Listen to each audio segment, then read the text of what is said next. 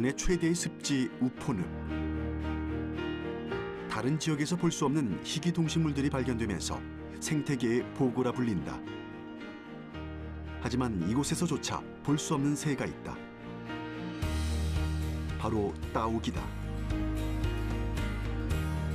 서식지 파괴, 그리고 이제 먹이 자원 감소, 그리고 무분별한 이제 남획이나 포획, 이런 것들이 이제 다 복합적으로 영향을 줬는데요. 사라졌던 따오기를 복원시키려는 노력이 있다. 그 노력이 결실을 맺고 있는 요즘. 충분한 개체수를 회복한 따오기는 다시 이 땅의 자연으로 돌아갈 날을 기다리는 중이다. 야생 복귀를 앞두고 자연 적응 훈련이 한창인 따오기를 만나본다.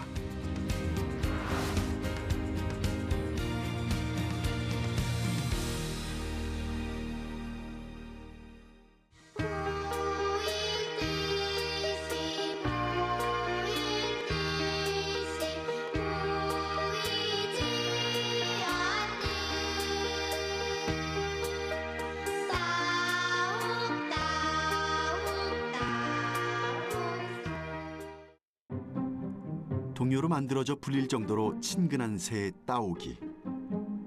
겨울과 봄이면 무리가 들판을 뒤덮는 모습도 흔히 볼 수 있었다고 한다.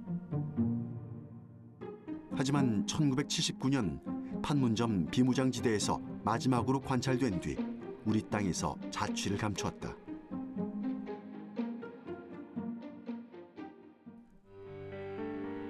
무분별한 포획과 환경오염으로 서식지가 파괴되고 먹이가 사라지면서 더 이상 들을 수 없었던 따오기의 울음소리. 그렇게 우리의 기억 속에서 따오기가 사라진 지 37년이란 세월이 흘렀다.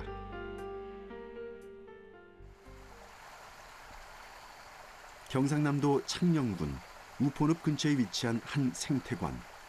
이곳에선 우리가 잊고 있었던 반가운 녀석을 만날 수 있다. 하얀 날개를 활짝 펴고 화려한 자태를 뽐내며 날고 있는 새, 바로 따오기다. 예, 수업시작. 기다려주셔서 예, 감사합니다. 반갑습니다. 예. 따오기 얘기 좀 들어봤어요. 예, 들어가시죠. 네. 예. 지금 이게 그 처음에 들어온 그 따오기인가요? 예, 2008년도 10월 달에 양조 룽팅 한상이 들어와가지고 2009년, 2010년 이렇게 이제 새끼를 낳았다는 이게 가계도입니다. 주머님 지난 2008년 당시 후진타오 중국 국가주석에게 기증받은 따오기 한 쌍. 양저우, 룽팅이라고 불리는 이 따오기 부부는 우리나라 따오기 복원 사업의 모태가 됐다. 이듬해 산란에 성공해 2마리의 새끼가 태어났고 꼬리에 꼬리를 잇는 번식 끝에 안정적인 개체 수를 확보하게 됐다. 지금 현재 2016년까지 총 마리수가 171마리거든요.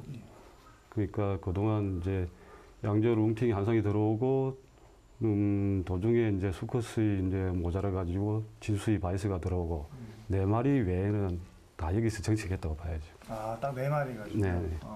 그럼 지금 이 둘은 양조 룽팅 따오기는 지금 있는 건가요? 예. 아직까지 건강하게 잘 자라고 있고, 뭐 올해도 새끼를 많이 부화를 시켰습니다. 지금 이 2마리를 볼 수 있는 건가요? 예, 지금 저기 A동에 가면은 볼 수 있습니다. 아, 여기 한번 보러 가시죠. 예, 가시죠. 예.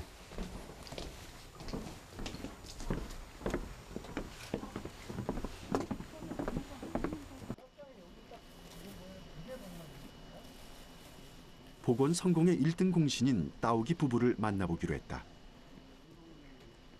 현재 따오기는 국내뿐만 아니라 전 세계적으로도 멸종위기 1급 보호조류로 지정될 만큼 보존이 시급한 실정이라는데, 그러니 한 마리 한 마리가 여간 귀한 게 아니다.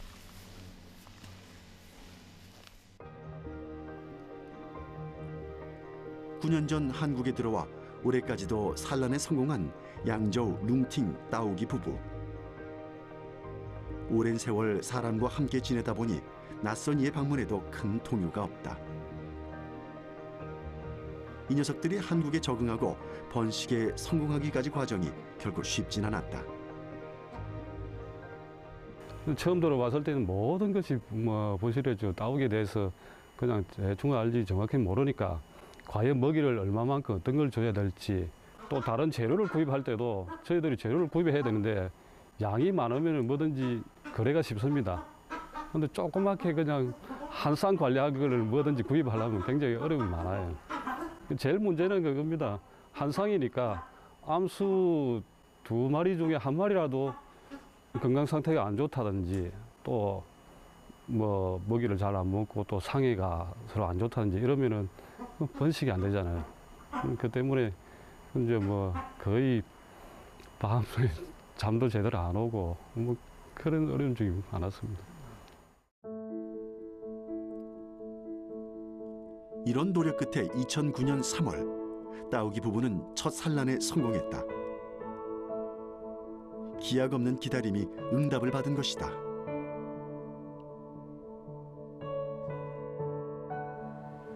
새끼가 알을 깨고 나오는 데는 약 28일간의 부화 기간이 필요하다.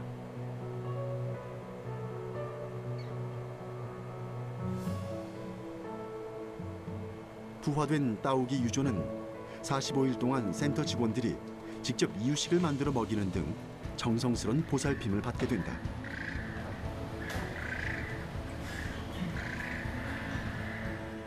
닭이나 오리 같은 경우에는 나자마자 저희들이 자기네들이 스스로 먹어요. 먹는데 우리 따오기 같은 경우에는 45일 이상 저희들이 이제 밥을 만들어서 먹여줘야 되거든요. 그러니까 스스로 먹는 거하고 먹여주는 거하고는 차이가 많잖아요. 그러니까 우리가 만드는 밥이 과연 얘네한테 건강식일까, 소화가 잘 될까 이런 많은 이제 염려도 되고 그 위장 상태도 이제 스스로 먹는 애들보다는 약하게 태어난다고 보고 그래도 다행히 이제 저희들이 막 열과 성을 다해서 기르다 보니까 그 차츰차츰 정식해가지고 오늘 이제 굉장히 많은 개체가 정식되었습니다.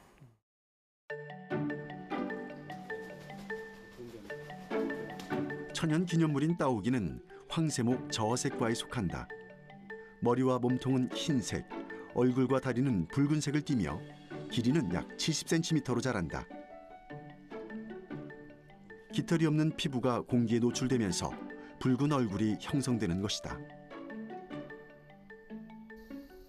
번식기에는 쌍으로 행동하고 비번식기에는 무리지어 행동하는 습성이 있다.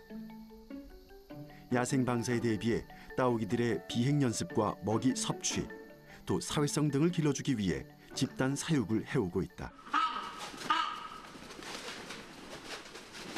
그 와중에 가장 바쁜 건 사육사들이다. 따오기가 케이지 안에서 생활하다 보니 위생 관리에 특히 신경을 써야 한다.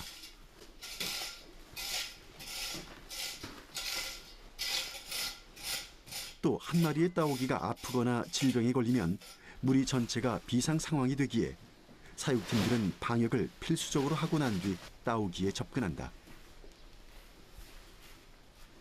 이런 세심한 관리가 7년째 하루도 빠짐없이 이어져 오고 있다.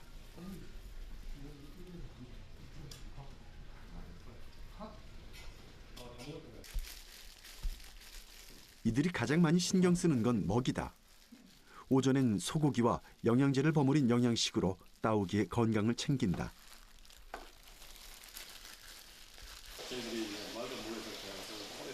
오후엔 야생 적응 훈련의 일환으로 미꾸라지를 먹이로 공급하는데 안정적인 양을 확보하기 위해서 센터에서 직접 미꾸라지를 기른다.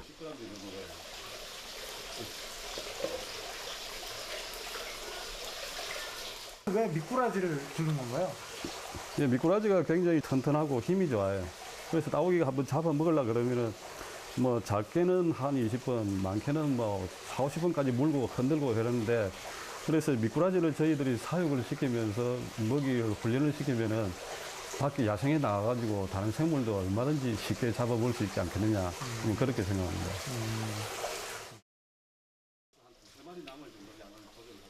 따오기는 개구리, 논새우, 미꾸라지 등을 주로 먹고 더러운 먹이는 물에 씻어서 먹는다. 또 썩은 냄새가 나는 것은 절대로 입에 대지 않는 결벽증이 있다. 따오기가 야생에서 직접 먹이를 구해야 하는 날들이 점점 다가오고 있는 요즘 적극적인 먹이 활동은 중요한 야생 적응 훈련 중의 하나다.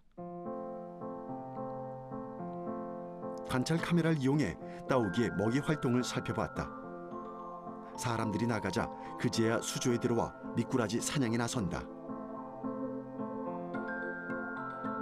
살아있는 미꾸라지를 잡아먹는 일은 조그마한 수조 안에서도 쉽지 않은 일이다. 모든 것을 스스로 해결해야 하는 야생에서는 그보다 훨씬 더 힘들 것이다.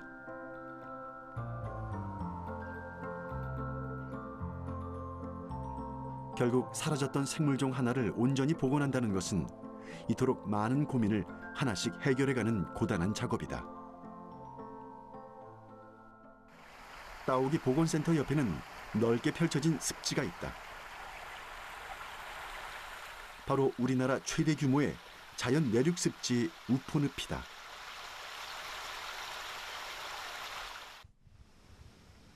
내년 10월경 야생으로 방사되는 따오기가 앞으로 살아갈 삶의 터전이다. 사람 키만큼 우짜란 갈대숲, 또 새들의 먹이원이 되는 수생식물이 많이 분포되어 있기 때문에 새들의 낙원이라고 불린다. 철새, 텃새 가릴 것 없이 약 200여 종의 조류가 우포늪의 한 식구다. 내년 따오기 야생 방사를 앞두고 우포늪 생태 모니터링은 그 어느 때보다 중요하다. 박사님 안녕하십니까? 예, 안녕하세요. 예. 지금 뭐 탐사하고 계신 건가요? 지금 우포늪에 있는 그 백로류들 그런 것들 이제 조사하고 있습니다. 개체수가 어느 정도 되는지 또 어느 지역에 분포하고 있는지 중점적으로 보는 종은 이제 외가리, 그다음에 뭐 쇠백로 이 정도로 따오기하고 약간 비슷한 습성을 가진 그런 새들 위주로 해서 관찰하고 있습니다. 1억 4천만 년 전 한반도가 생성될 시기에 형성된 우포늪은 약 1000여 종의 생명체가 어울려 살고 있는 그야말로 거대한 자연사 박물관이다. 수많은 새가 삶의 터전으로 삼고 있다면 따오기 역시 우포늪에서만큼은 안정적으로 정착할 수 있지 않을까.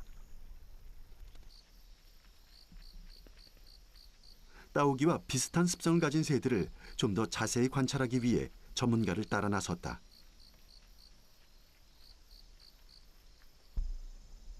수많은 새가 망원경에 포착됐는데 한번 보시죠. 예. 지금 뭘 하고 있는 건가요? 지금 이제 먹이를 잡기 위해서 예, 계속 먹이 찾으러 지금 다니고 있습니다. 예. 지금 이게 살금살금 돌아다니면서 예. 먹이를 찾고 있는 거예요? 예, 사냥 중인 거죠. 예. 따오기와 습성이 가장 비슷하다는 중대백로도 쉽게 볼 수 있다.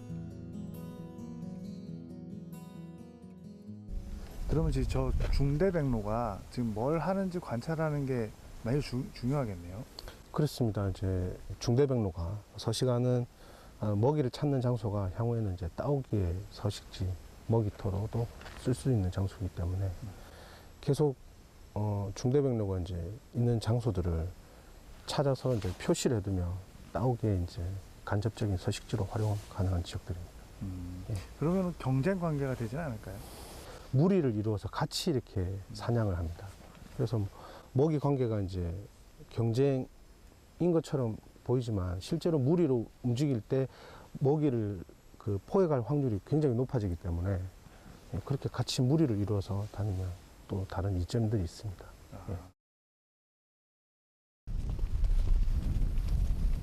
이 새장은 크네요. 예, 여기는 이제 야생적응 방사장이거든요. 방사장. 정확하게 말씀드리면 야생적응 훈련장이죠. 야생적.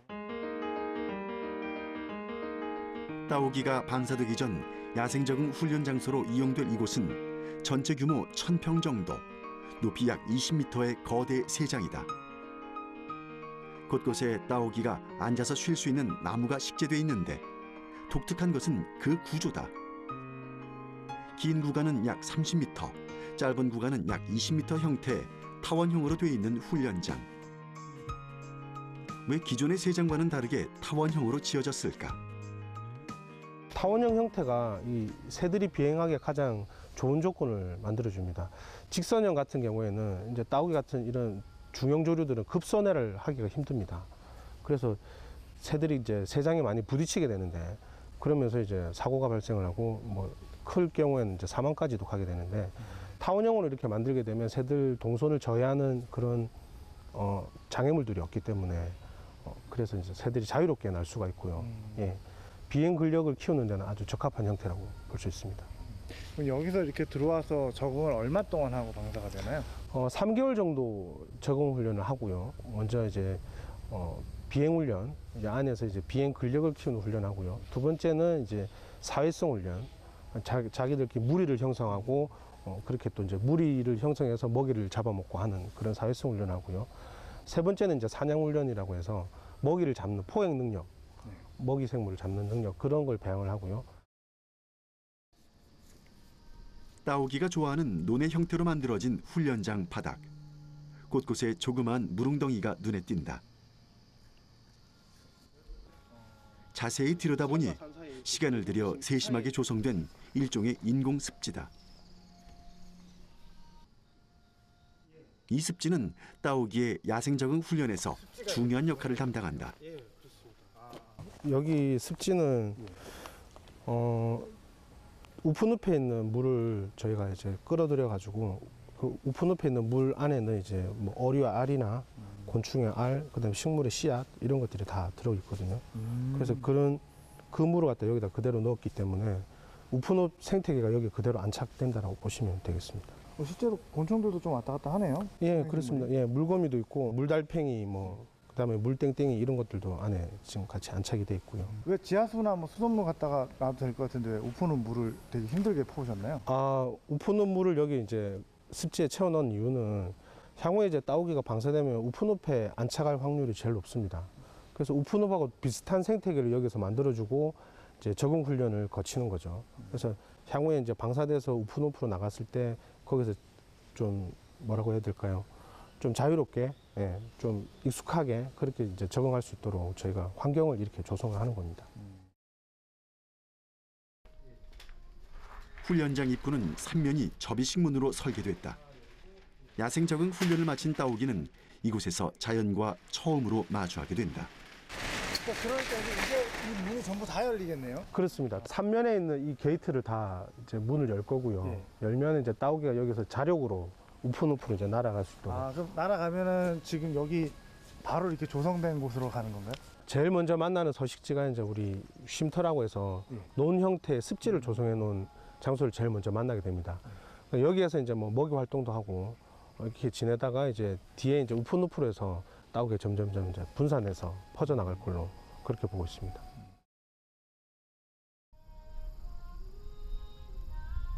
우푼읍과 따오기 보건센터의 중간 지점에는 계획적으로 조성된 논습지가 있다. 원래 밭이었던 곳을 개간해서 물을 채웠더니 우푼읍의 생태계가 저절로 안착된 이곳.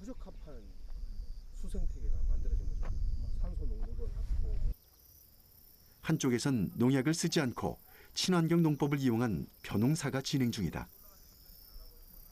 향후 따오기의 성공적인 야생 적응에 큰 도움을 줄 거라 예상하고 있다.